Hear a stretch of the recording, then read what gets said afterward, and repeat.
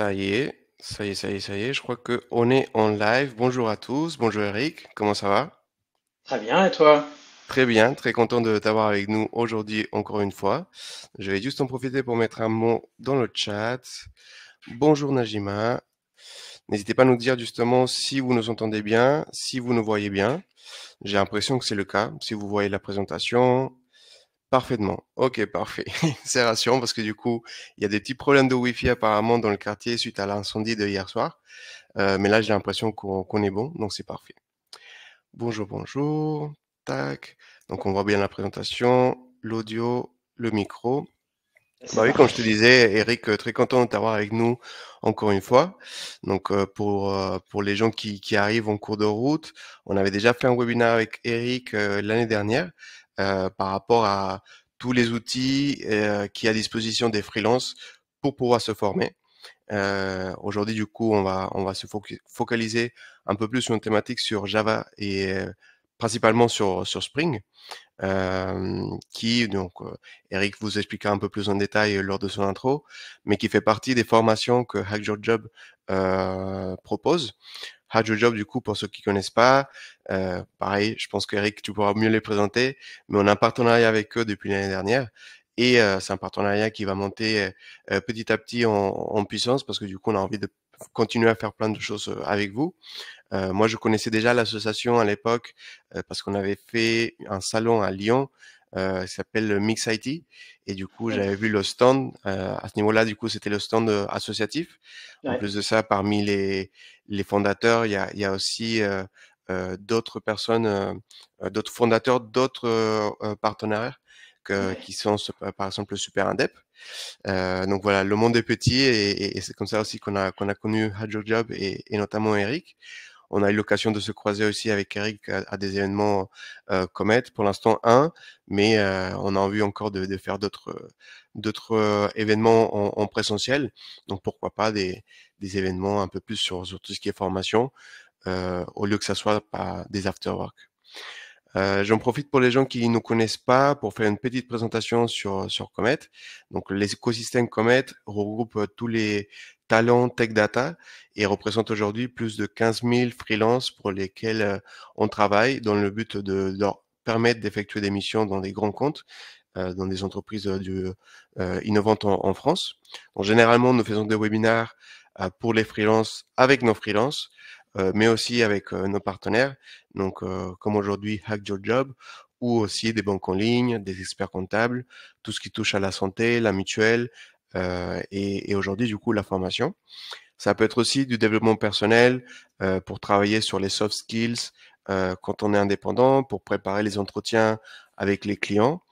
Puis on fait aussi des webinaires un peu plus techniques avec du live coding, des démos sur certaines technologies. Euh, Dernièrement, on a parlé d'intelligence artificielle, on a parlé aussi de cybersécurité. Et du coup, aujourd'hui, on va parler de Spring. Pour ma part, pour les gens qui me connaissent pas, je m'appelle Luis, je m'occupe des programmes communautaires et du coup, dans ce cadre-là, je m'occupe des partenariats pour la communauté de freelance depuis 2020 déjà. Eric, je vais te laisser du coup te présenter un peu plus en détail. Tu me disais du coup qu'il y avait un petit sondage. Ouais. Donc je te laisse le présenter. Normalement, il est déjà à l'écran. Promouvoir Alors, à nouveau. Ouais, voilà. ouais, ouais. Normalement, vous avez un petit lien. Vous allez arriver, voilà, vous allez arriver sur une page. Mais c'est moi qui vais activer le sondage, hein. C'est comme ça. Comme il y a deux questions, on va les faire ensemble et voir un peu que je vous débriefe ce que je vois comme résultat. Euh, et je vais d'abord, du coup, avant de lancer le sondage, bah, je vais me présenter, du coup, pour faire ça dans l'ordre. Euh, donc moi, je suis Eric Siver. J'ai plus de 40 ans. J'évolue dans l'IT bah, depuis une vingtaine d'années. Et je suis freelance depuis maintenant 8 bonnes années, bientôt 9. Euh, Depuis que je suis freelance, je fais plein de choses que j'ai pas pu faire auparavant, dont la formation. Et j'ai eu l'occasion d'intervenir sur des dispositifs de formation de différentes échelles, que ce soit voilà, une formation de 2-3 jours, des formations de 2 mois et demi, les fameux bootcamps, mais pas forcément sur ces initiatives-là, mais plutôt sur des problématiques de reconversion de personnes plus cadrées, et aussi intervenir en conférence.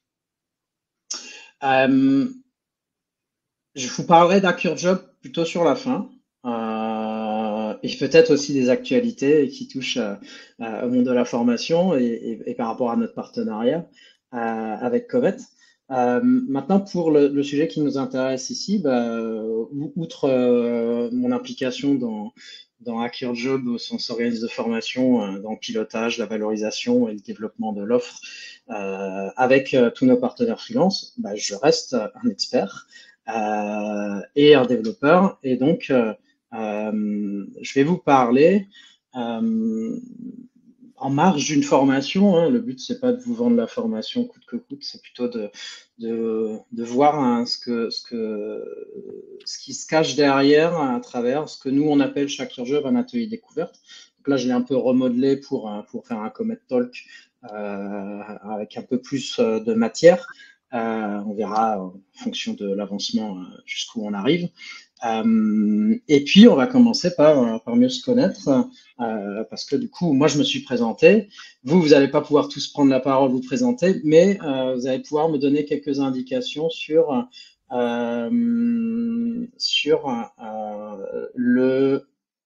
vos origines et votre rapport à Exprime. Alors, hop, juste, hop. Alors, normalement, vous allez voir une première question apparaître.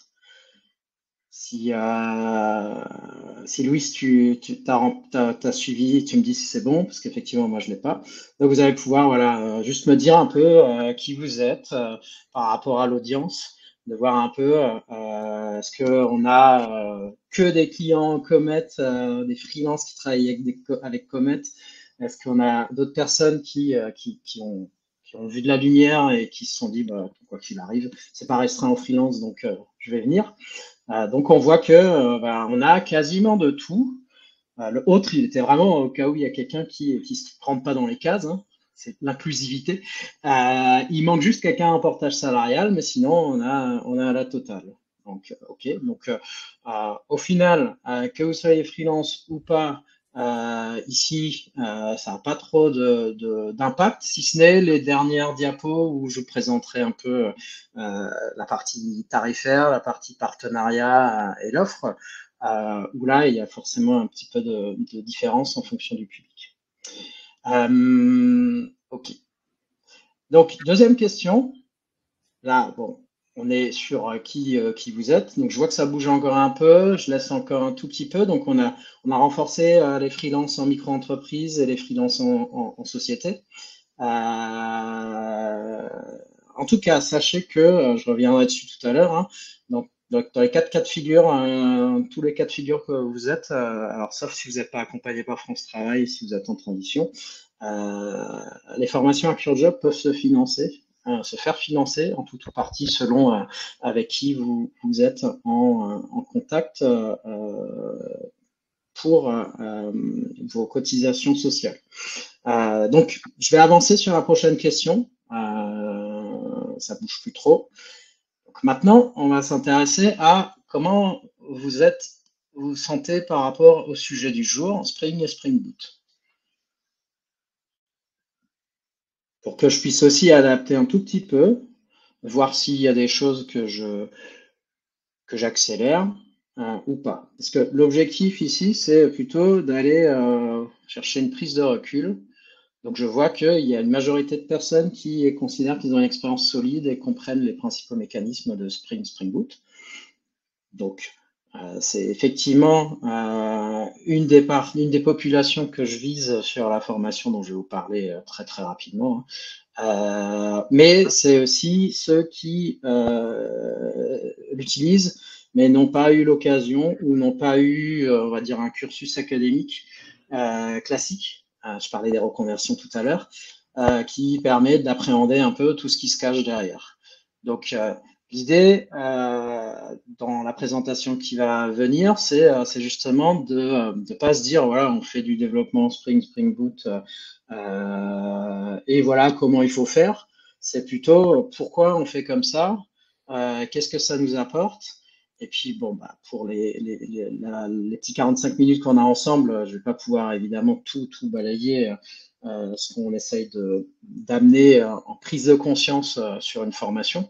Mais en tout cas, de vous donner un petit aperçu de comment se passe une formation et puis au moins de vous laisser repartir avec peut-être quelques acquis ou renforcements pour ceux qui ont une expérience solide. Ok, donc bah, on va commencer. Je me remets juste sur la bonne fenêtre. Hop. On va commencer par juste vous expliquer le cadre.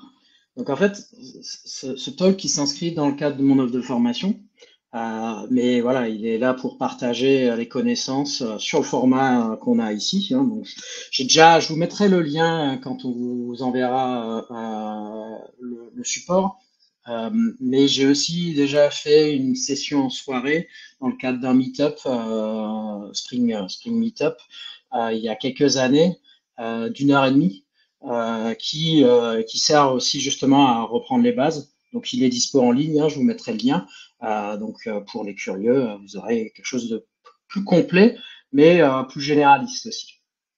Donc vous voyez que j'ai plusieurs propositions de formation qui sont construites dans le temps. Et le dernier né, c'est vers la voie de l'expertise. C'est pour ces personnes qui comme vous, connaissent déjà, mais se posent la question de est-ce que je connais finalement bien, est-ce que je suis capable d'accompagner les équipes, d'expliquer le fonctionnement, est-ce que j'en tire pleinement profit. Donc c'est de ça qu'on va parler aujourd'hui. Et c'est sur ça que porte l'objectif de cette formation.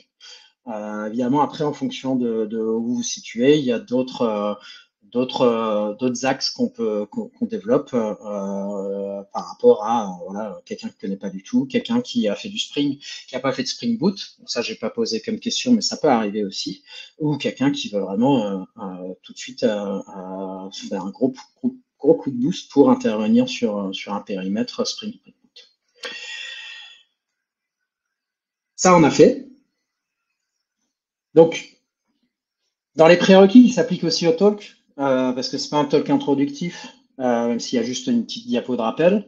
Je vous montre un peu la philosophie là, on ne pourra pas faire de pratique, on va pas faire d'échange parce qu'on est sur un format un peu prise de parole. Mais l'idée, c'est de pouvoir toucher à tous les objectifs qui sont listés ici. Sur des modalités de théorie, pratique, échange, qui sont celles qu'on applique chez Hack Your Job hein, sur nos formations. Et donc de se dire, ok, j'ai des objectifs, j'ai aussi des prérequis. Est-ce que les prérequis, non, ils viennent pas. Mais les prérequis, je vous en parlerai plus tard, à la fin, pour ceux qui seront encore avec nous et intéressés pour aller voir plus loin. Parce que là, ça suffit. Parler de formation, c'est bien, mais on va parler de Spring maintenant. Donc, je vous active le lien. Vous avez le lien direct hein, pour hop, promouvoir au-dessus.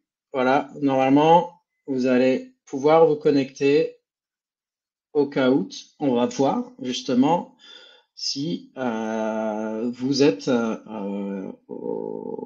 jour par rapport à voilà, quelques thématiques Spring. Donc je vais changer d'écran pour vous partager ça. Hop, normalement ça arrive.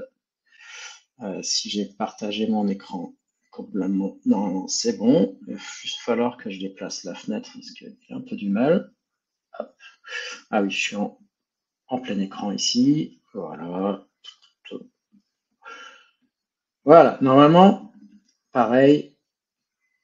N'hésite pas à me dire, Louis, si c'est OK. Normalement, vous voyez le gameplay. On voit bien, oui.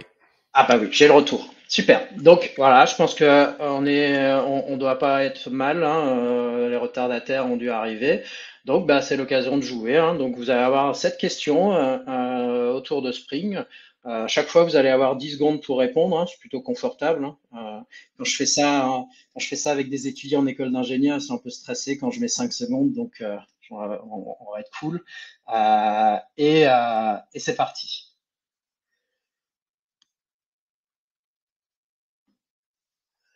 Donc, c'est des questions qui sont issues de ce qu'on mesure sur la formation. Combien existe-t-il de façons de déclarer des bean spring?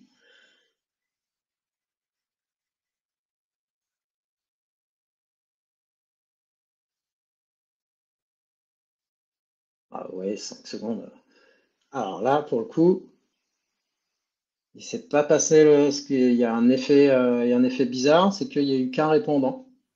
J'ai l'impression que de mon côté, je voyais pas les chiffres. Donc, par exemple, le triangle 1, 2, 3, Ah, 4. Donc, c'est peut-être ça. ok, bon, peu importe, on continue. Donc en fait, vous avez sur le partage d'écran, je vais vous lire les réponses en même temps, hein, comme ça vous avez l'ordre, hein, et c'est toujours le même ordre, hein, rouge, bleu, jaune, vert. On va voir, hein. De toute façon, après, c'est pas très grave. Donc en fait, la bonne réponse, c'est 3. Après, on peut chipoter. Si on ajoute Kotlin, si on ajoute la programmation fonctionnelle, on pourrait chipoter à 4. Mais voilà, il y a 3 façons de déclarer les beans, le XML, les annotations et la Java config. Hop, alors, hop, je me remets bien. Hop, j'étais sur mauvais écran. Voilà, donc, hop, on s'en fiche. C'était le rodage. Je peux appliquer des aspects partout dans une application Spring. Donc, est-ce que c'est vrai? Rouge, triangle. Est-ce que c'est faux? Bleu, losange. Ou est-ce que ça dépend? Orange, rond. Donc oui, ça dépend. Ça dépend parce que quand on essaye d'appliquer des aspects avec Spring, on a globalement deux outils. On a Spring AOP qui nous permet d'appliquer des aspects globalement sur l'exécution d'une méthode et que l'exécution d'une méthode. Mais si on veut sortir l'artillerie lourde, on peut utiliser AspectJ. Et là, qu'on soit sur une application Spring ou pas, sans rentrer dans le détail de comment fonctionne AspectJ, on peut vraiment appliquer des aspects partout, mais vraiment partout, c'est assez vaste. Donc, ok, on a 3 participants, donc on progresse. Tac. Quelle annotation permettant de déclarer un bean s'impose sur une méthode? Est-ce que c'est arrobas component triangle rouge, arrobas bean losange bleu, qualifier orange, transactional vert. Donc c'est bien bean. C'est bien bean. C'est un peu piégeux, hein. At component, c'est au niveau de la classe. Bean, c'est justement dans la fameuse Java config qu'on va pouvoir déclarer des composants que Spring doit intégrer dans sa fabrique.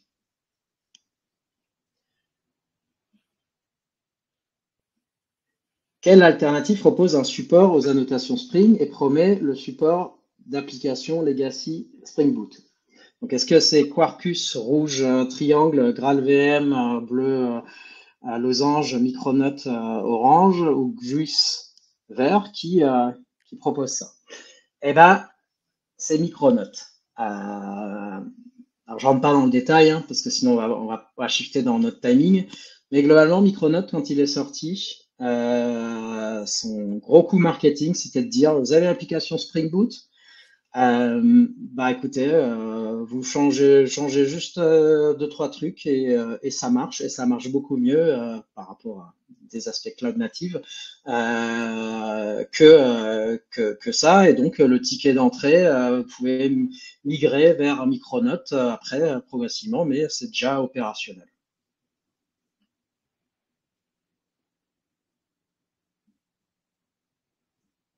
Cinquième question. Sur quelle pratique les alternatives cloud native à Spring Boot avaient pris un temps d'avance jusqu'à ce que Spring Boot 3.0 rattrape un peu le retard?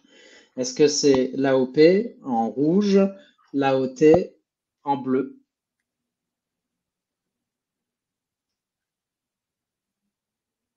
Alors, l'AOP, c'était un peu le piège. Donc, Spring Boot fait déjà de l'AOP depuis les débuts.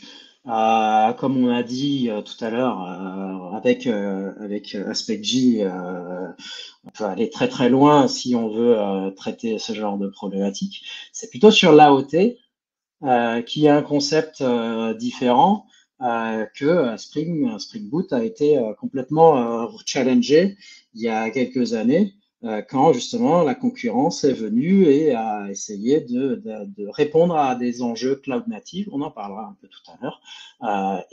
Du coup, les équipes d'ingénierie de Spring ont dû un peu se bouger les fesses sans tout casser. Et il y a eu un projet qui, à une époque, s'appelait Spring Native, qui, avec Spring Boot 3.0, a été intégré et sorti un peu de l'expérimentation, a été intégré dans Spring Boot depuis. Et aujourd'hui, si on fait la big picture, Spring Boot est de nouveau dans le game par rapport à cette typologie d'applications dites cloud native.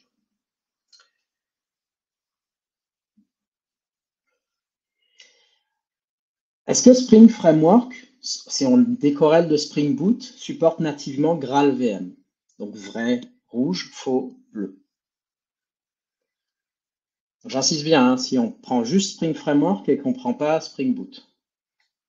Force d'insister, je vais vous donner la réponse.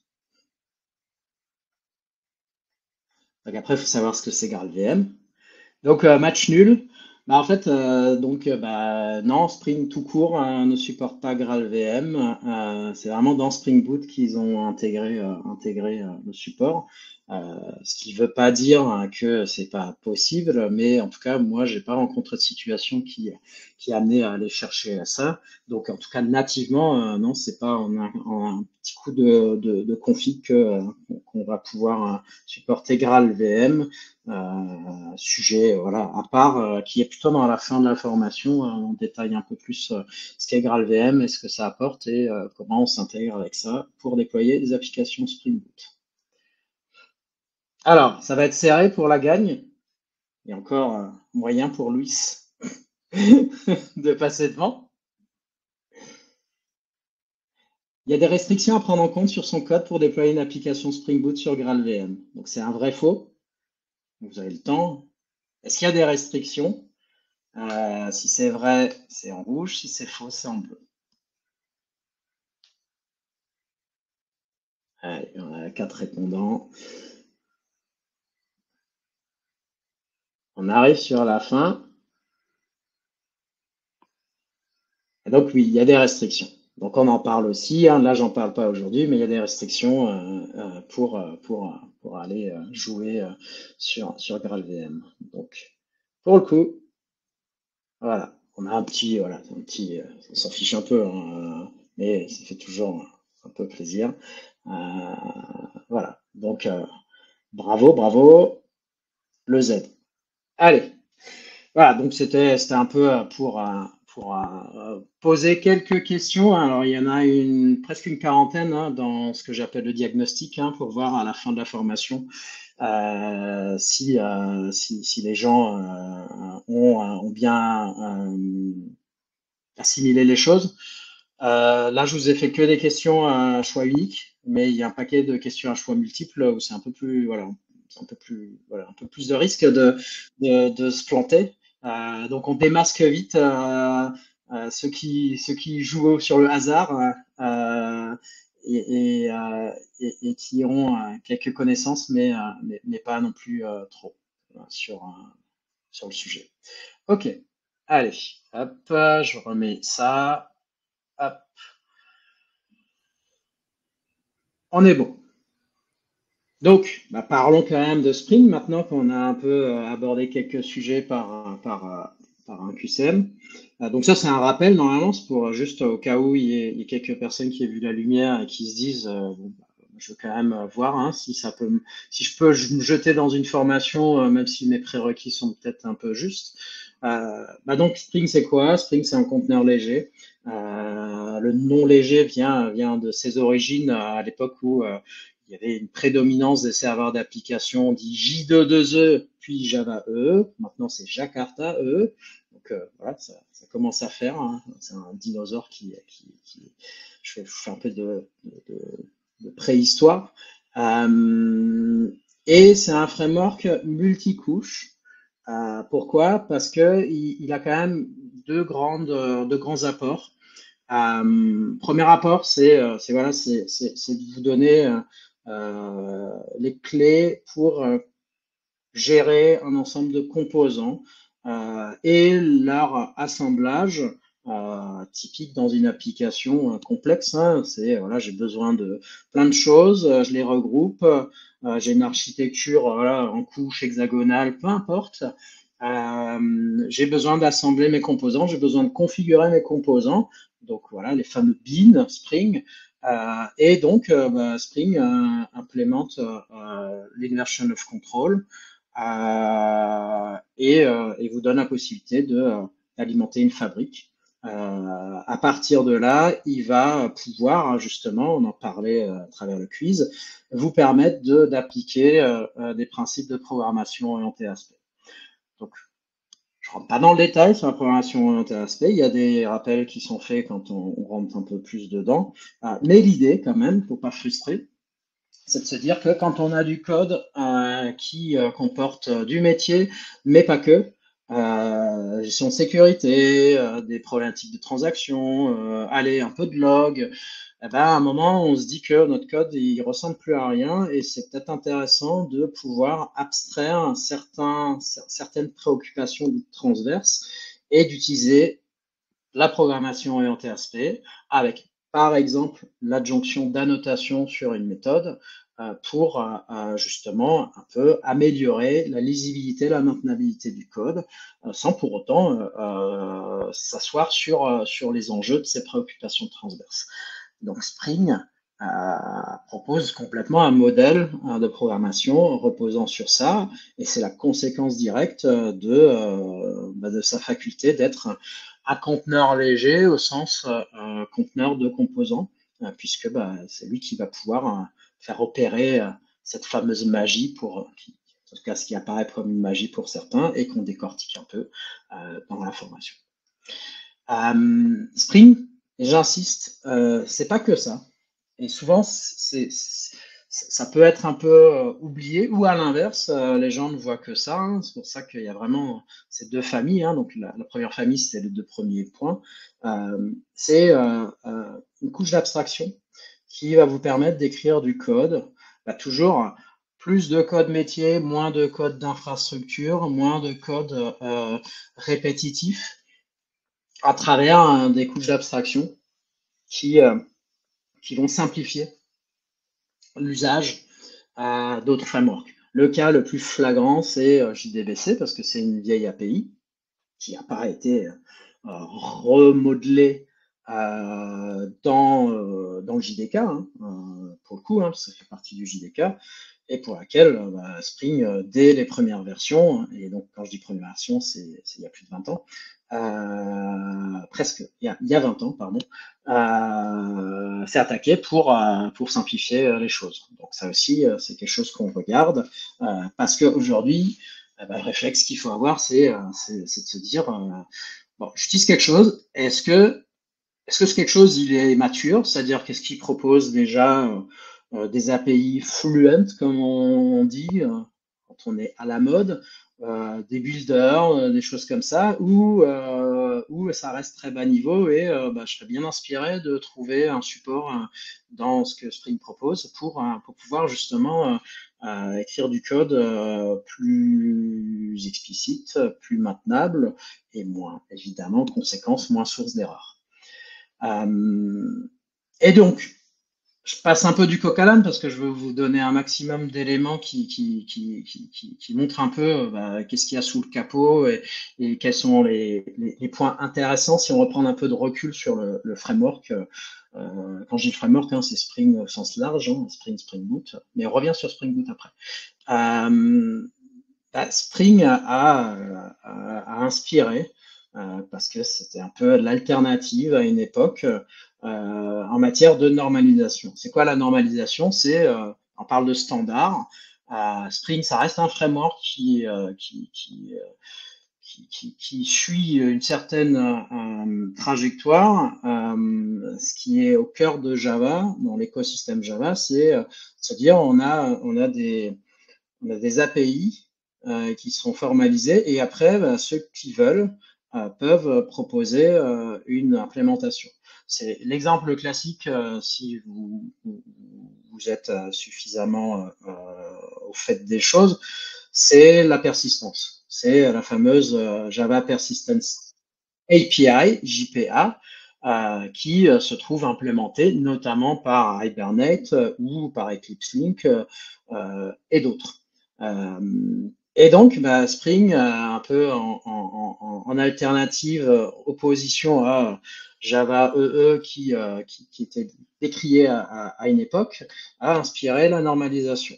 Donc, on le voit à travers de ça. Hein, donc, qu'est-ce qu'une JSR? Une JSR, c'est justement cet effort de formalisation d'un périmètre d'API qu'on va vouloir intégrer dans un ensemble qu'on peut appeler Java EE, aujourd'hui Jakarta EE, qui sert à construire des applications solides d'entreprise. Donc, par le passé, il y avait de la lourdeur, il y avait des choix discutables et Spring, comme Hibernate pour le coup, hein, avec l'exemple, a contribué à faire émerger de nouveaux standards par rapport à des pratiques plus modernes. Et donc, ils ont été intégrés dans la norme. Et l'idée, c'est de se dire que la norme, elle est pas, elle a évolué positivement. Spring n'est pas la norme n'est pas Spring, mais c'est bien de savoir hein, qu'est-ce qui les différencie et qu'est-ce qui les rassemble. Pour le coup, du coup, il y a des JSR nommés hein, qu'on pourrait regarder un peu plus dans le détail qui répondent à ces enjeux-là. Et en matière de prise en charge Spring, voilà des annotations qui ne sont pas des annotations Spring, sont des annotations standardisées. Ces annotations, du coup, fonctionnent très bien avec Spring et on peut se poser la question, selon les use cases, à plutôt privilégier ces annotations-là plutôt que leurs alternatives côté Spring. C'est le cas pour le premier item. C'est pas le cas pour le second parce que pour le second, en fait, historiquement, Spring n'avait pas d'annotation pour gérer ces problématiques d'exécution après la construction par la fabrique, donc un petit code d'initialisation, hein, quelque chose par exemple, on va aller interroger un web service dès que notre bin il est prêt, ou le pre-destroy qui est qu'est-ce qu'on fait après. Il y avait des choses, mais c'était pas ces annotations là qui permettaient de le faire. Et donc on a ces alternatives qui ont été, enfin, ces alternatives qui sont supportées. Donc, c'est ça qui est important de garder en tête, c'est que il n'y a pas une opposition franche. Donc là, je détaille pas plus après les différences, mais il n'y a pas une opposition franche entre les deux mondes. Et Spring a toujours été dans une logique de contribuer, négocier aussi les noms des annotations ou autres éléments qui sont dans la spécification Java EE et de supporter un maximum les éléments tout en continuant à proposer des choses innovantes pour rester intéressant et ne pas finalement se faire absorber par une spécification et être sur au même niveau que d'autres solutions qui se revendiqueraient de supporter ces éléments-là. Encore une fois, je prends l'exemple entre Hibernate et Eclipse Link, hein, se dire finalement les deux répondent à JPA et ensuite pourquoi j'utilise l'un ou l'autre? Peut-être parce que j'ai pris des choix sur le serveur sous-jacent, peut-être parce que j'ai fait des benchmarks, peut-être que parce que je sais que l'un il va au-delà de la spécification pour certaines choses et c'est précieux pour moi par rapport à mes enjeux technologiques. Donc c'est sur ça que ça se fonde. Se dire on supporte la norme, ça veut dire que ceux qui privilégient la norme, ils pourront utiliser la norme un maximum, mais dès que ça sort de la norme, ils pourront continuer à utiliser des spécificités.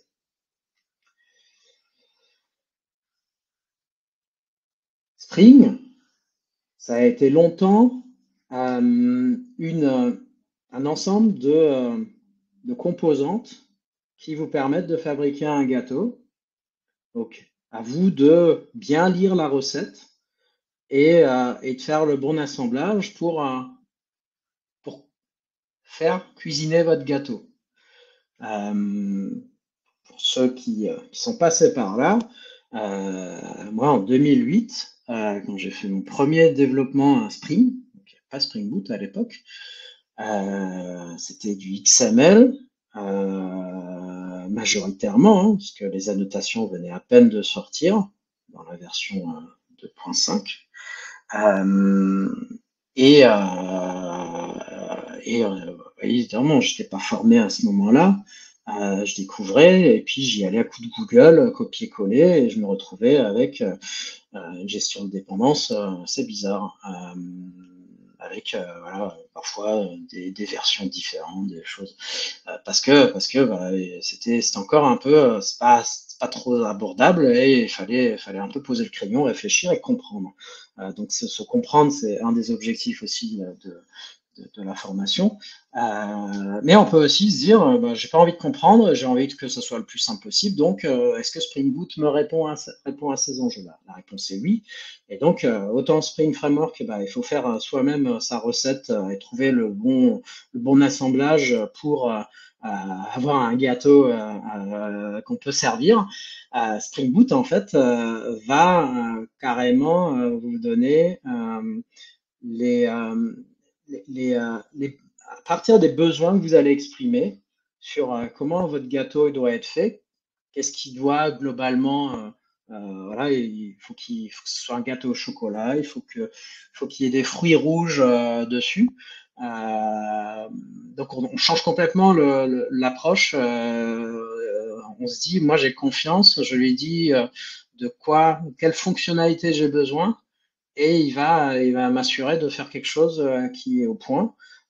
Et par la suite, je vais me poser la question, est-ce que les fruits rouges, là, en termes de quantité, est-ce qu'il n'y en a pas trop? Est-ce que c'est les bons fruits rouges? Il faudrait peut-être des framboises. Et il va nous permettre d'ajuster ça. Mais en attendant, en fait, on aura déjà eu notre gâteau, on pourra le goûter. Et l'effort pour ajuster, on va dire, la composition, la déclinaison des composantes de notre gâteau. Voilà, combien de pourcentage de cacao, etc., etc., sans changer complètement le gâteau oui, la forme, ça fait partie de ce paramétrage. Bah, ça nous est possible néanmoins. Quitte à revenir complètement sur la recette initiale, si on a besoin de fine-tuner les choses pour dire je veux 3 œufs. Mais bon, c'est un peu contradictoire avec l'idée, mais en tout cas, l'apport de Spring Boot, pour ceux qui n'ont pas forcément le recul, moi j'aime bien le présenter comme ça. Donc en formation, quand je l'ai joué il y a 10 jours, personne n'avait vu cette métaphore illustrée par une image qui n'est pas de mon cru, qui a été utilisée dans maintes présentations par rapport aux différences entre Spring Framework et Spring Boot. C'est vraiment intéressant de pouvoir comprendre ça pour prendre du recul sur à quel point Spring Boot a simplifié les choses.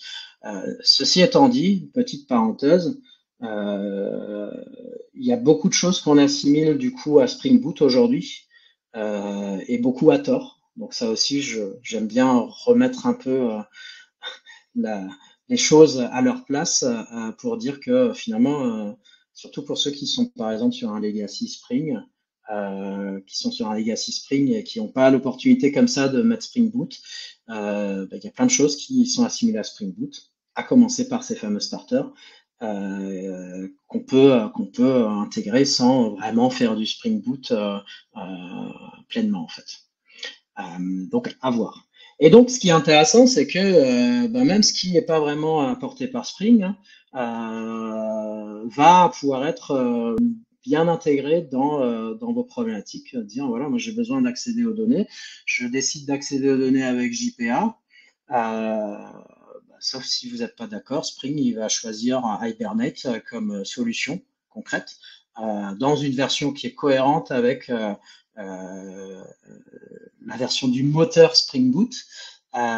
Et si vous n'êtes pas d'accord, vous pourrez toujours un peu jouer à ce jeu périlleux de lui forcer la main pour choisir une autre version ou voir un autre framework en fonction de ce qu'il supporte. Donc ça, c'est intéressant parce que on a plus cette charge mentale de se dire de quoi j'ai besoin, faut que je rajoute telle dépendance, est-ce que c'est compatible, etc. C'est vraiment un des apports, des starters de Spring Boot qui est intéressant. Et donc là, vous l'aurez hein, dans le diaporama hein, exporté. Mais ce qui est important pour moi, c'est dans l'approche, c'est que tout ce que je dis, ça sort pas de nulle part. Évidemment, c'est un peu de reformulation, c'est un peu aussi d'opinion de ma part, mais la documentation Spring Boot, elle est vraiment foisonnante, elle est de très très bonne qualité, et du coup, je peux pas m'empêcher de mettre les liens sur mon propos pour pointer vers ça. Donc là, je vais pas prendre le risque d'ouvrir parce que je suis sur un PowerPoint d'un côté, ça va partir dans le navigateur, on va avoir l'écran qui sera pas raccord. Mais voilà, il y a vraiment une documentation qui apporte énormément dès lors qu'on l'utilise, qu'on sait l'utiliser, qu'on sait qu'elle existe.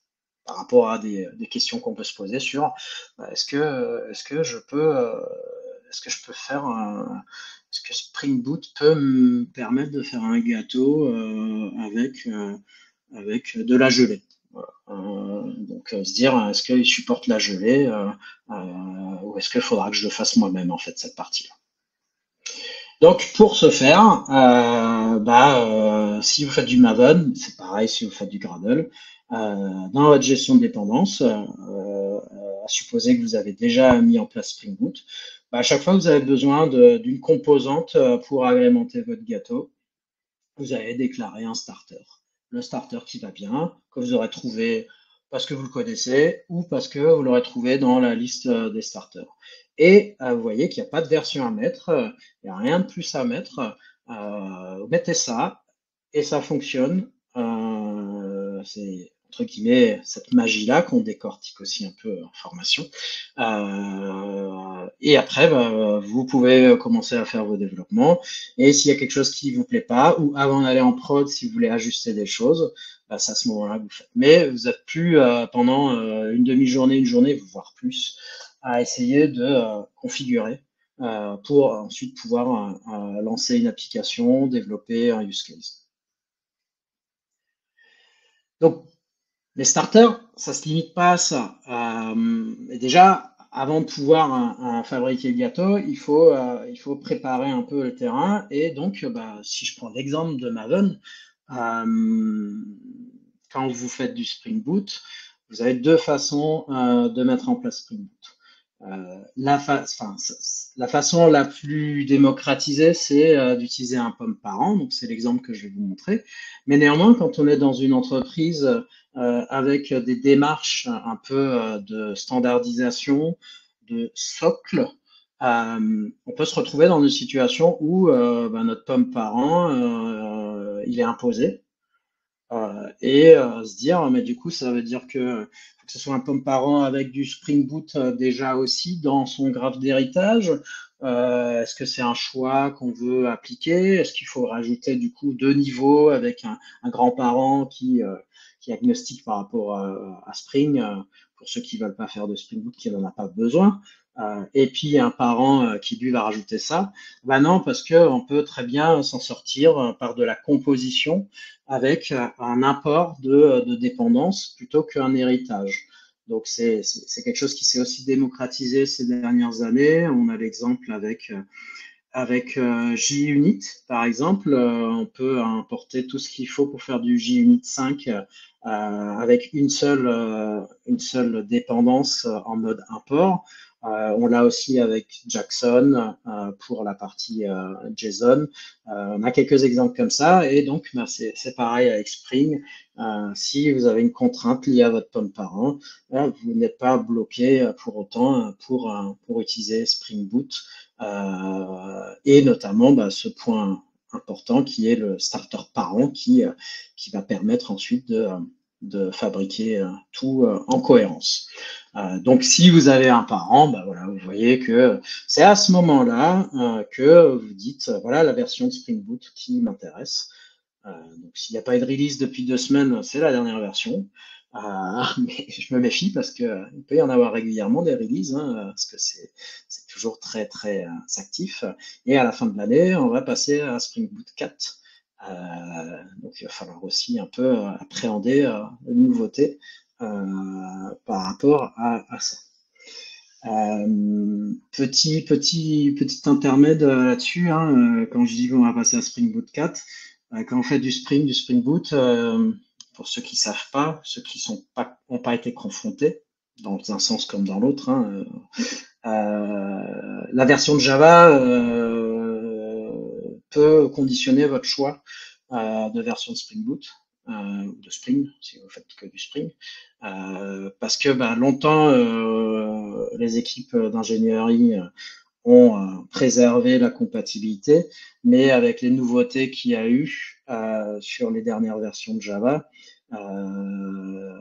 ils ont rehaussé un peu les exigences et notamment sur tout ce qui est Spring Boot à partir de la version 3, hein, qui est pas nouvelle, hein, mais pour faire des audits, elle est pas toujours utilisée encore sur un paquet d'applications. Il faut être en JDK 17. Donc c'est un peu la prise de conscience à avoir, hein, c'est que si on veut être sur les dernières versions de Spring Boot, il faut à minima être en Java 17 pour pouvoir l'utiliser. Mais du coup, qui dit l'utiliser, dit aussi pouvoir profiter de choses qui sont en Java 21, que Spring Boot 3.x va supporter, même si il ne nécessiterait sur le papier que Java 17. C'est-à-dire qu'il va détecter que vous êtes en JRE 21 à l'exécution et pouvoir tirer profit de ce qui est spécifique depuis cette version-là. Ça a toujours été le cas, hein. Par contre, du coup, comme le code de Spring doit être cohérent avec la version de Java que vous utilisez, donc à minima Java 17, précédemment Java 8, ça leur imposait d'écrire eux-mêmes du code qui compile en Java 8. Et c'est pour ça qu'à un moment, ils ont dit maintenant, on passe à Java 17. Ça va nous simplifier aussi, nous, notre code, hein, donc le code du framework, en plus de, du coup, pouvoir proposer des fonctionnalités en phase avec ces nouveautés-là. Donc, comme je l'ai dit, avec juste ce parent-là, à chaque fois que vous allez rajouter un starter, vous allez hériter d'une certaine cohérence de librairie. C'est Spring Boot qui vous garantit que les librairies sont choisies dans la bonne version et qu'elles sont cohérentes. Si vous utilisez 3 starters qui auraient par exemple une dépendance transitive en commun, il n'y aura pas de conflit de version parce que c'est Spring Boot qui va régler tout ça.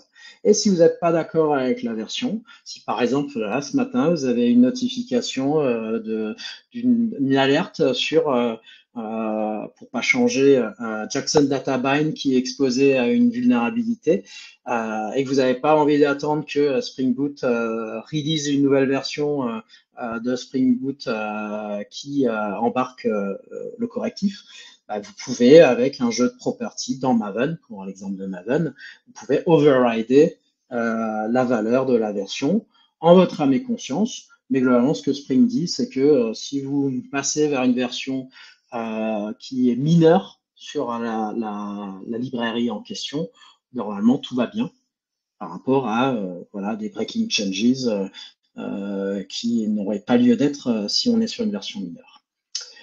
Voilà, donc ça, c'est comment vous pouvez tirer bénéfice de ça. Et puis, ensuite, en fait, c'est relativement simple, hein, c'est que vous avez toute une capacité, mais si vous décidez de déroger à tout ce qui est par défaut, vous avez cette responsabilité.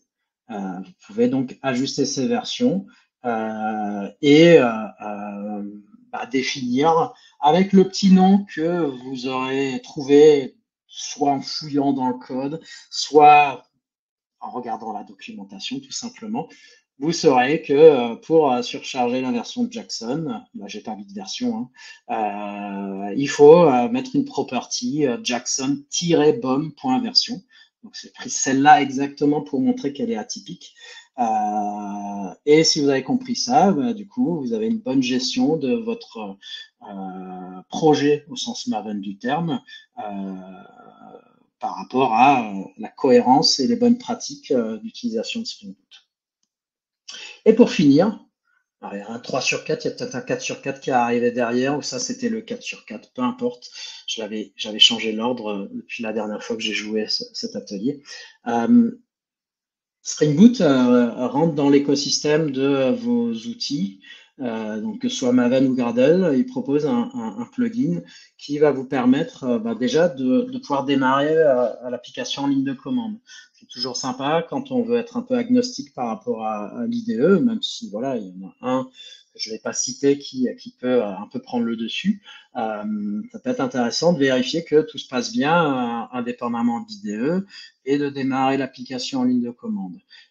Pour ce faire, il suffit de rajouter un plugin et pour ensuite utiliser soit le boot de .run de Gradle, soit le MDN Spring Boot de .run de Maven. Et en faisant ça, vous démarrez sans trop vous poser la question de quelle est la classe qu'il faut démarrer. Vous pouvez démarrer sans avoir à vous lancer votre IDE si vous avez quelque chose de rapide à lancer là-dessus. Mais surtout, vous bénéficiez de fonctionnalités de développement intégrées, comme la prise en compte à chaud de changements sur votre application et notamment sur les bins Spring qui, du coup, peuvent se recharger sans devoir arrêter totalement l'application et la relancer. C'est aussi possible quand vous lancez avec votre IDE, mais la façon la plus fiable restera de lancer en ligne de commande avec ces plugins. Je vais finir en fait, parce qu'il est 23 et qu'on va essayer de rester un peu dans le timing de la petite heure. On a parlé de normalisation au début. Dans le quiz, je vous ai posé quelques questions sur du GraalVM, du Micronaut. En fait, il y a un paquet d'années, Spring, c'était un peu l'innovation, le game changer.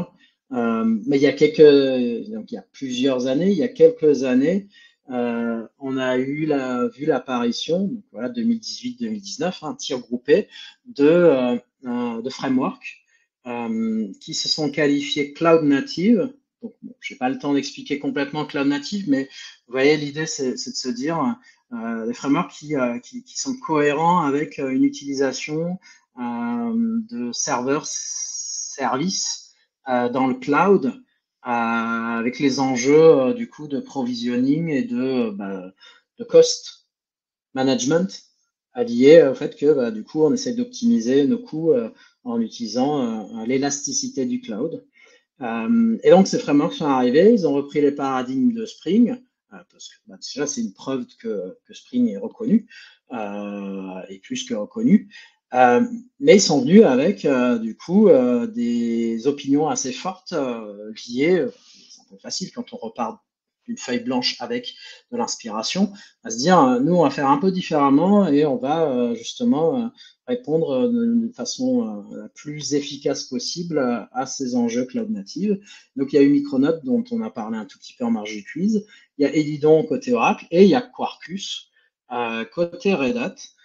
Qui sont donc des initiatives qui ont poussé Spring, les équipes Spring, à se réinventer sans tout chambouler, parce que y a un paquet d'applications aujourd'hui en production qui s'appuient sur Spring tout court, sur Spring Boot, et qu'on peut pas forcément leur dire écoutez, là, il va falloir faire des changements, il va falloir il y aura des choses qui vont être remises en question, parce que pour ceux qui ont utilisé un peu des choses avancées, ça fait potentiellement des API à casser. Et donc, Spring, comme je l'ai dit un peu par rapport au quiz, la version 3.0 de Spring Boot a dû se réinventer, notamment le sujet de l'AOT. Donc l'AOT, c'est pareil, pour pas frustrer, l'AOT, dans l'idée, hein, pour le peu de temps qu'on a là, c'est de se dire, on va préparer notre application lors de la compilation pour faire un maximum de choses, éviter que cette, ces efforts ne soient, enfin, l'absence de cet effort de préparation ne soit préjudiciable sur le temps de démarrage de l'application. Donc en gros, on va construire quasiment le graphe de nos bins statiquement, là où Spring, historiquement, et puis c'est toujours encore comme ça qu'on peut faire, va au démarrage, va découvrir tous vos composants, XML, la notation, etc., et tout fabriquer à ce moment-là. Donc on change un peu la logique pour être plus efficace dans les temps de démarrage, mais pas que, au niveau d'un déploiement potentiellement dans le cloud.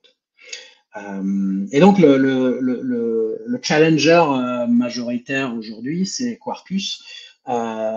Ceci étant dit, alors j'ai pas trouvé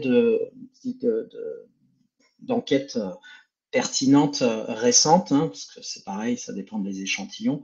Mais on voit que Quarkus, déjà en 2023, sur un sondage JetBrains, était à 4%. C'est peut-être pas grand-chose, 4%, mais ça montre à quel point, en peu de temps, il a pu séduire. Quand on voit JSF à 3%, voilà, pour ceux qui ont connu l'éclosion de JSF, ça permet de relativiser. Spring est évidemment largement devant parce que c'est très très diffusé.